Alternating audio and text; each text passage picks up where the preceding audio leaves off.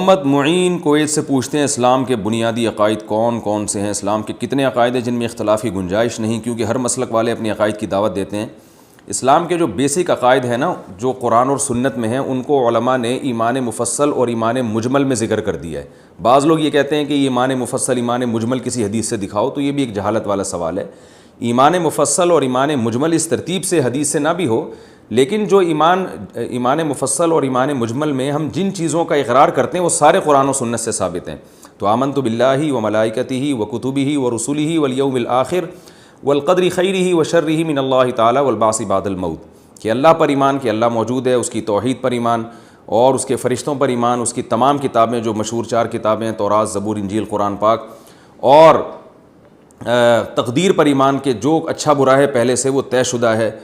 تو یہ سب چیزوں پر ایمان جو ہے یہ ایمان، یعنی یہ بنیادی اسلام کے عقائد ہیں۔ اس کے علاوہ قرآن نے جو جنت اور جہنم بیان کیا، میدان یعنی مرنے کے بعد ایک زندگی ہے، پھر قبر کا عذاب، اور ختم نبوت، رسول اللہ صلی اللہ علیہ وسلم آخری نبی ہیں، تو یہ اسلام کے بیسک عقائد ہیں۔ اور پھر کچھ چیزیں ایسی جن کا اعمال سے تعلق ہے، جن کو نبی صلی اللہ علیہ وسلم نے حدیث جبریل، جو مشہور حدیث بخاری مسلم کی، اس میں بیان کیا کہ جبریل علیہ السلام رسول اللہ صلی اللہ علیہ وسلم کے پاس آئے، آپ صلی اللہ علیہ وسلم سے پوچھا مل ایمان، ایمان کیا ہے؟ تو آپ نے انہی چیزوں کا نام لیا کہ ان چیزوں پر ایمان لانا۔ پھر پوچھا اسلام کیا ہے؟